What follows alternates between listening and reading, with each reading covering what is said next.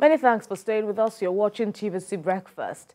Three of the largest economies in the world have pledged to collaborate with Nigeria to drive economic growth and foster cultural exchanges between the nations.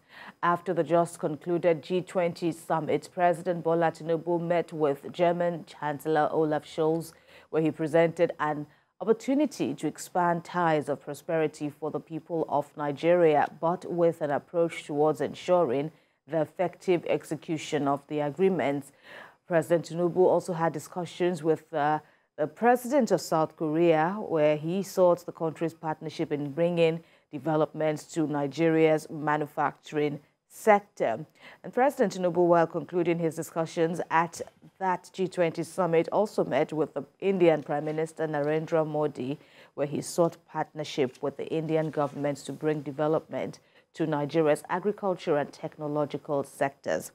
That's what we will be discussing now. Joining us via Zoom is strategist, policy analyst, group CEO of Global Investment and Trade Company, GITC, Baba Yusuf. Thank you for joining us at this time. We also have Director Center for the Promotion of Private Enterprise, Dr. Muda Yusuf. We thank you for joining us at this time. You're both welcome, gentlemen. Let's begin with Baba Yusuf. And when you look at the drive or the diplomacy drive of the President Bola Tinubu in this targeted meetings with his fellow counterparts at the G20 summit, paramount on his mind appears to be the need for local investment and wealth creation. What do you make of his efforts so far? Thank you for having me, Kemi. Excellent steps by Mr. President. It is becoming clearer that the gentleman, Mr. President, has the critical situation we have found ourselves in this country requires a strategic, constructive, disruption for us to move forward. If you look at the numbers, if you want to dimension the critical situation, our foreign direct investments profile plunged, over 60%, 2010 to 2011, from around over $5.9 billion to a paltry of $2.88 billion. And to make matters worse, it plunged further down to about $800 and something million last year. Now, for President Bola Ahmed Tinubu to gain traction and to be able to, maintain critical momentum in trying to activate his strategy, transactional moves will not work. We have critical needs for energy to drive set of critical infrastructure and reactivate our production sector. To turn around that in the short term, there is critical need for foreign exchange and investment. And this move going in the last 1 week, the performance of Mr. President demonstrates his political sagacity and readiness to turn around the economy. I mean, come on.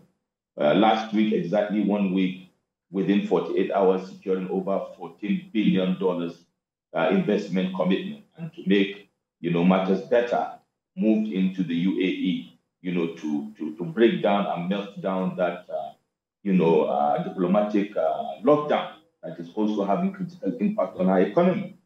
And then importantly, like you said, three major world economies have pledged economic cooperation, critical investment commitment to Nigeria.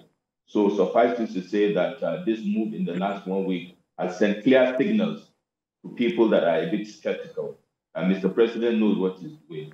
And much as we are facing some critical issues in-house, which we'll discuss later, this move is a critical move for Nigeria moving forward. Very excited about it. I commend this. Now, interesting. Dr. Muda Yusuf, oftentimes that we've had this conversation about, governance in this administration. You've always showed much concerns about our international relations, with other countries and how Nigeria is seen in the global space. Do you feel that these presidents, speaking to President Bola Tinubu, the invitation at first, the fact that AU has not been made a permanent member of the G20, and the president, having this conversation with the US president, the Korean president, and also the German president, Prime Minister, Chancellor rather. Do you see all of this happen based on the fact that, because of the reform, the bold reforms President Bola Tinubu has taken so far? Well, the steps taken so far are quite commendable, and they are steps that can easily leverage on the reforms that have taken place so far. Because one of the complaints of investors, particularly foreign investors, over the last couple of years has been the quality of our economic policy environment, especially our foreign exchange policy environment. And the reform that has taken place, I think, gives a very good signal, to investors about our readiness to open up the economy and to make the policy environment much more conducive for investment. So the reform, I think, is something that is good, and it's something that even many of the foreign investors and even the diplomatic community that the president had met had acknowledged as being a very worthy kind of reforms. And when we talk about foreign investment, particularly foreign direct investment, the value that this brings are very, critical for the economic development of our country. First is the value of the liquidity enhancement for our foreign exchange market. Now we have a major issue with our foreign exchange market, particularly the exchange rates. And one of the ways to ease the challenges in the foreign exchange market is to attract more capital inflows, particularly what you call patient capital, which is what the FDIs represent. And the focus of the engagement so far by the president is more on foreign direct investment. This is patient capital. This will help, if it eventually materializes, help to ease our liquidity issues in the foreign exchange market. It also helps in signaling to other investors across the world that something positive is happening within the Nigerian economic environment.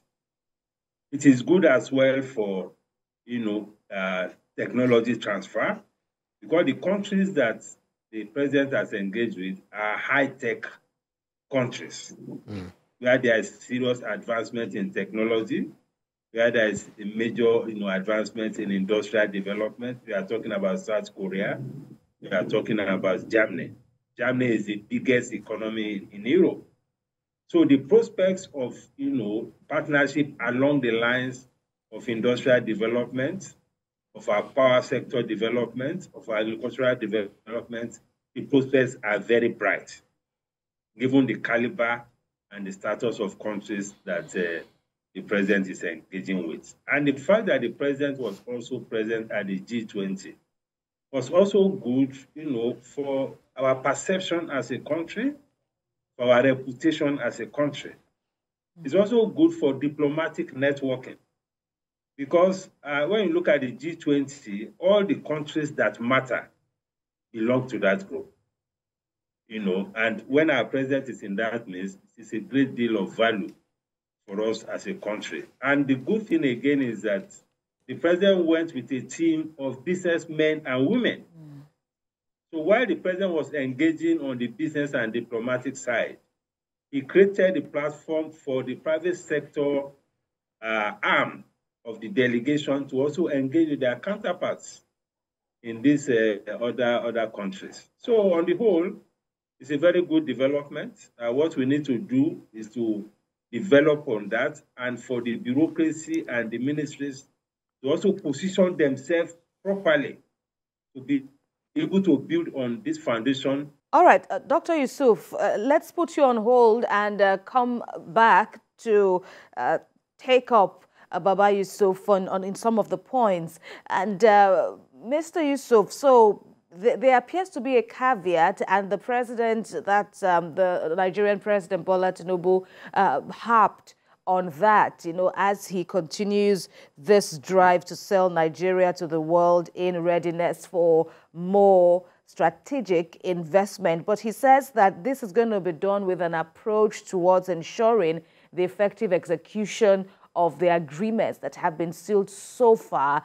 What's the basis for this caveat? To what extent do you agree with this note of caution, and how does the country build up on it so that we don't fall out with these partners? The statement by coming from Mr. President, not from analysts of other people, including the other countries, is very important, because while we acknowledge that in past years there have such kind of engagement with the president's predecessor, engaging at G20 summits and other, international engagements, what is always the issue is execution. Seeing to the fruition and materialization of those bilateral or multilateral agreements to ensure that the objectives set ab initio are achieved. The president is basically telling us and telling his team that it is in his consciousness to see this thing through to fruition. And based on that, the team of Mr. President on the public sector side, the captains of industry and businessmen and women on the other side, all have to do the need to ensure to the fruition. But the important thing is, if Mr. President is forward-thinking, front-facing, and with a high level of political will and execution quotient, he is already raising that flag to say, we are going to ensure that we walk the talk, and we are also going to ensure that it's a win-win for Nigeria and for the other partners. We look forward to days that we don't just have foreign direct investors coming with their portfolios to basically, work with an agreement or a concept that is lopsided in their favor. The gentleman that is Mr. President has a skill set that is a bit different from the predecessor. Being a consultant, a businessman, and a political leader, gives him those mix of skills and, of course, an accountant to ensure that the numbers and the strategy fit for Nigeria and for all the partners. I think that is the body language and the content of what he's saying. And of course, considering the fact that it is part of an overarching strategy of this administration for a quick turnaround of the economy, but importantly for mid to long term. Because of this investment, if you look at the sectors, agriculture, fintech, digital economy, manufacturing, and even defense industry. I like us to look at that part. The defense part, defense and security, it was a very clear item on the agenda of engagement with India. We heard the discussions with the President and the National Security Advisor. So it's an all-encompassing conversation. But the point to answer your question is execution is key. And the leader is saying that we are going to make sure that it's done in a way and manner that it is beneficial for Nigeria and Nigeria. Right, interesting. Dr. Muda Yusuf, I would like to also want you to develop on the point you made about the Germany being one of the largest investors, in Europe, one of the biggest economies in Europe. But the fact that President Tinubu met with German Chancellor Olaf Scholz, with whom he discussed the economic partnership between Nigeria and Germany, who notified the president that he will be coming to Nigeria sometime in October. But then Germany's foreign direct investment into Africa is around 1.6 billion euros. That representing a share of less than 1% of its outward investment flows, with $1 billion invested in Nigeria. With what they get from Nigeria in their own investment in Nigeria from about 90 different countries they have in Nigeria. So when it comes to Nigeria, and he will be meeting with President Bola Tinubu, what are the things what are the things that you feel that the president should bring to the table in having conversation with the German Chancellor?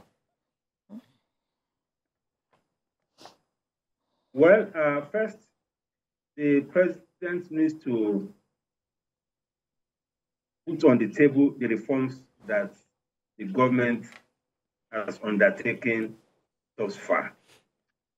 And those reforms were necessary, to attract investors from Germany. They are the kind of reforms that many foreign investors have been asking for over time. So we need to, convince him and his, private sector investors that we have a policy environment that is conducive for investments. Something that can, elevate their level of confidence of Nigeria as an investment destination.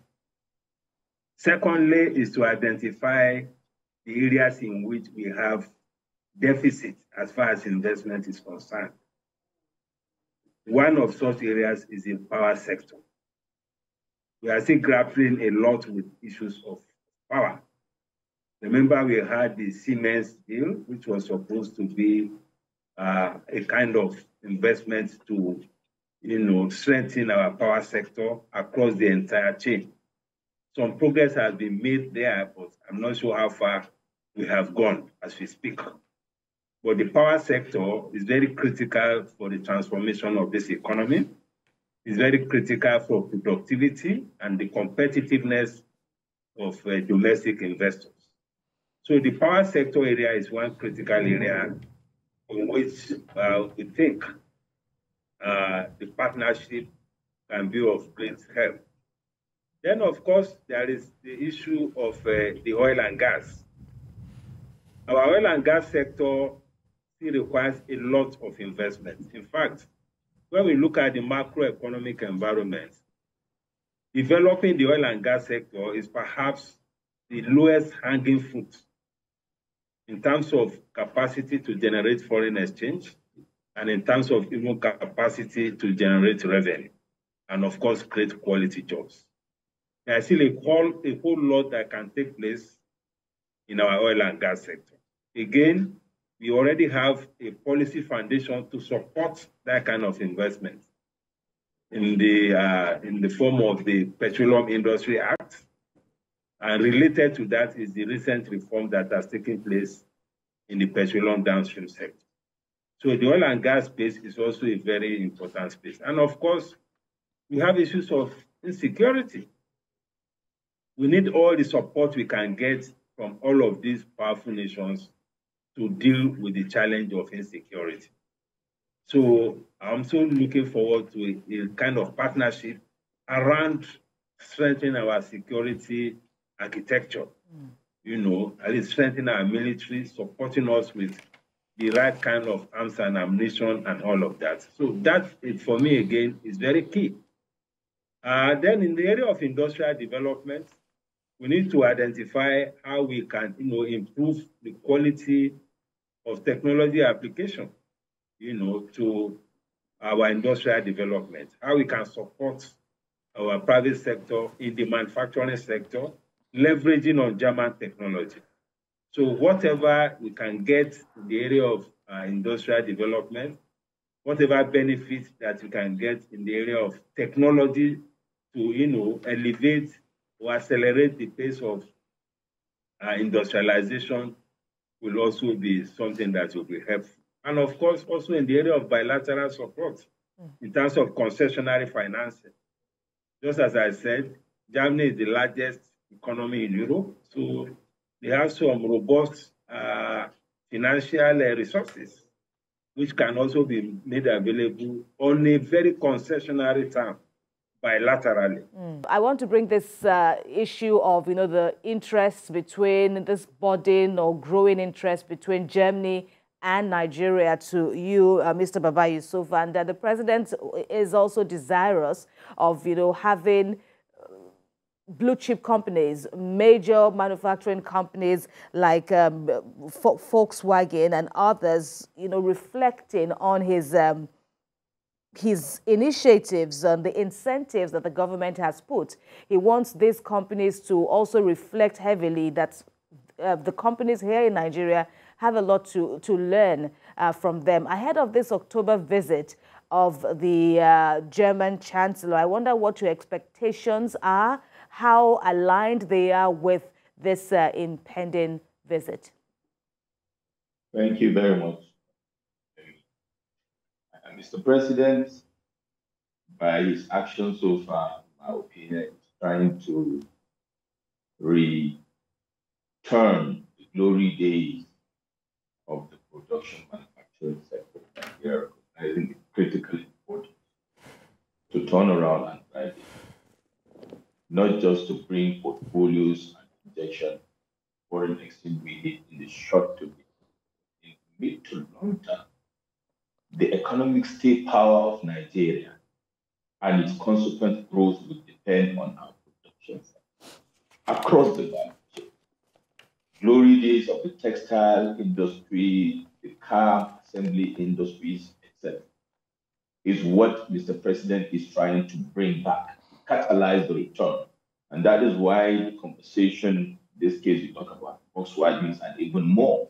Don't forget, the last 4 years, we had the death of exit of the flight on the other side, going out of Nigeria by foreign direct investors, like so SmithKline Beach and CSK just left.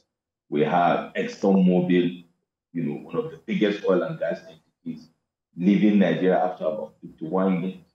We had ShopRite that came and set up shop, employed labor, and had to leave. So Mr. President wants to revive that immediately, and not just from the point of view of injecting capital for the short term, but for the long term, in terms of our critical infrastructure and production sector. So I'm very excited with this discussion.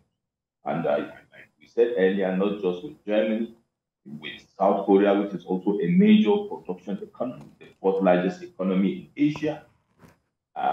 India is the third largest economy in Asia. Germany is the largest economy in Europe. Yeah. We have, you have United Arab Emirates, the fourth largest economy in Middle East. So Mr. President wants to, within the last 1 week, has taken major strides to achieve major milestones. He needs the big numbers, and he needs the big numbers to set up the foundation and the pillar for this administration, socio-economic drive. Importantly, with regards to security, Germany and South Korea and India have critical technology needed to drive and turn around our insecurity situation. Of course, including also the strategy and also intelligence gathering capacity and capabilities. Let us not forget, there was a conversation between Mr. President and the President of the United States of America, the biggest economy in the world. And we know that definitely apart from economic conversations, there will be strategic engagement with regards to having productive discussions with regards to the input of America. Over the years, we've been having flashes in the pan and empty conversations with regards to the input of America to support us to fight insurgency and insecurity. I believe Mr. President will have discussions so that we can have a sure-footed engagement moving forward with regards to investment. And while we are at it, let us not just be more focused on the dollar-naira conversation. The strategic investment in terms of security, in terms of foreign relations are very critical. And I dare say foreign relations is the next for any nation's progress in terms of security, in terms of investment and trade, in terms of economic diplomacy, and our stance, in the Committee of Nations. We saw what happened yesterday in the United States of America. Just 1 to 2 hours conversation turned around as an issue that looked as if it was not going to work. How you are respected depends, it's a factor of how you present yourself. And that starts with your leader. And that is what Mr. President does. The next thing is for us to come back home and put our house in order in terms of our behaviors, in terms of our dispositions, and in terms of how we run our public service and the security agency. Reforms with regards to law and regulation enforcement are very critical, because without this fight against corruption, everything will go down the drain. I don't think Mr. President wants to make this major leap and major investments in terms of his administration promise and let it go down the drain. Now, talking about the good old days, I'd like to stay with you, Baba Yusuf in Abuja. You know, you talked about the good old days, you know, and then when we look at the Volkswagen Beetle, the vintage Volkswagen Beetle, I remember growing up, my dad bought it for 3,500 naira. At that, you know, back in, I think in 1988 or thereabouts. He went to the gas station, the filling station, filled the tank for 7 naira. Both of you can relate, Dr. Muda, Yusuf, and, you know, filled it with 7 naira. And it was even the first car that I drove at 15 years of age. What policy or what kind of policies do you think the president can introduce to, you know, crash the prices of vehicle, or has that good old days gone forever? Thank you for that question, Ibrahim. Very valid and germane. For us to get there, Mr. President is doing what I called earlier the foundation laid and the pillar set, and then framework. You know, the good, lovely old days, I can relate to what you are talking about very clearly, have long gone.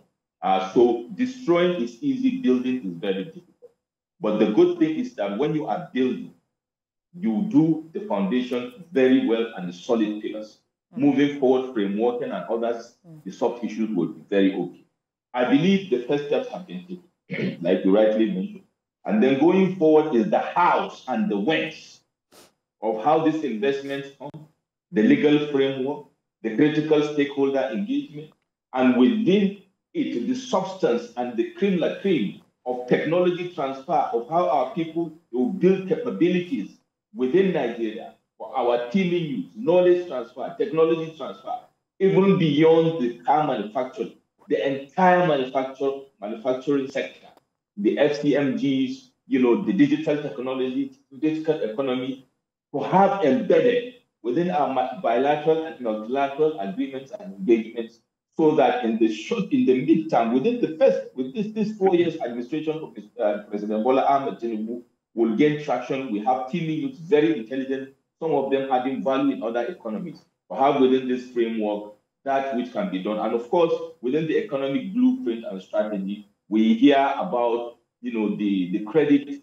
facility structure to come back to enable people to be able to procure in a way and manner that they can have a standard of living that is upscale beyond what it is now, you know, for everybody to be able to afford. Of course, the good old days is also a function of the strength of our Naira, Ibrahim, at that time. Imagine at the time when Naira was better than the dollar.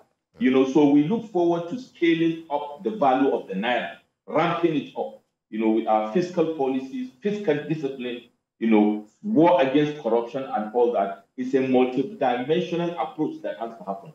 The reform has started. It must be sustained with political will, with neutrality with regards to how regulations and law are enforced. One of the critical things Mr. President has to do is to ensure that all our law enforcement and regulatory agencies wake up from their slumber. They are not doing their job. That is why when at the top, at the strategic level, you work so hard, at the operation level, you lose ground. It has to work in sync, and the political will of the Mr. President going forward and the performance of the teams around him at the upper echelon will drive the entire value chain. Ibrahim, I look forward to those good old days returning for us and our children. Yeah. We all do, in fact, Mr. Baba Yusuf. And, well, let's, on the flip side, also come over now to Dr. Muda Yusuf. And it's still on this talk about deeper Euro-Asia connection with Nigeria, I should say. And with this bid now in enhancing South Korea's involvement in our manufacturing sector here, perhaps do you also see a return of the good old days in the offing? Well, I see a return of the good old days in a different way. Because I don't see a return of a situation where you buy a car for 3,500. That is long gone. I think what we can be dealing with, or what we can be talking about, is how to, stabilize the macroeconomic environment. Because we found ourselves in this situation because we have not properly managed our macroeconomic environment. That is why the Naira had to go from being 1 to 1 in those 1-to-1 to the dollar in those good old days. Now we are talking about 700, 750, 770, and the parallel market over 900. It's a function of macroeconomic management. It's also a function of the capacity to build an economy that is productive and that is competitive in a way that will strengthen what we call import substitution. Our economy is too import dependent, and that is what is putting pressure on our exchange rate. If we fix all these fundamentals, all the structural issues, we should be able to rely less on importation across so many products, across so many sectors of the economy. We also need to manage our monetary policy well so that we reduce the extent or the degree to which we are also pumping money into the system, the level and the rate at which we print money and create liquidity, which weakens the currency as well, and which also impoverishes the people. So all those fundamental macroeconomic and structural issues are very important to get maximum value from all these efforts that the president is putting in these international engagements. And we cannot overemphasize the role of the bureaucracy. Because it is one thing for the president to do all this work. When investors come, you must ensure that the bureaucracy does not frustrate them. Because you need to talk to local investors and understand what they are going through. The same thing can happen to the foreign investors. And some of the foreign investors also don't have very good stories to tell about the quality of our bureaucracy, our institutions, our regulatory institutions in charge of numerous, different kinds of approvals. It can be a nightmare for investors. So while we are trying to attract these investors, the president should also ensure that all the obstacles on the way of investors that are put, there by the bureaucracy and the bureaucrats are removed. Then I must also emphasize that domestic investment is as important as foreign investment. That is also very key because as we speak, there's also need to have a corresponding level of engagement with domestic investors.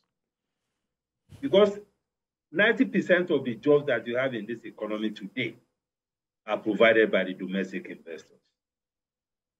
90% of revenue in terms of taxes are provided by these domestic investors. And they have their issues.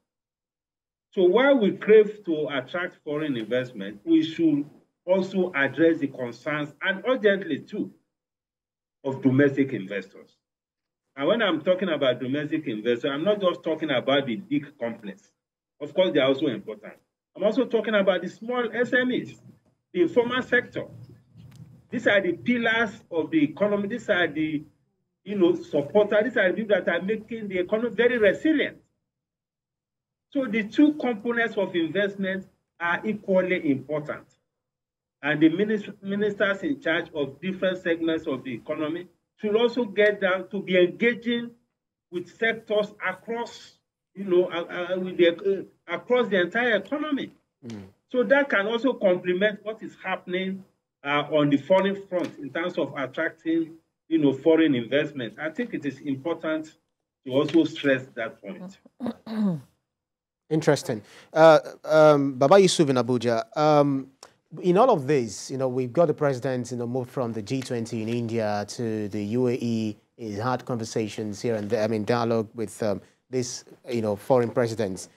Let's talk about the timelines or time frame to these. How soon do you think Nigerians, will begin to feel the impact of these, sealed deals with, this global communities, by the president from these meetings? How soon do you think we'll begin to, to see all of the dividends of this?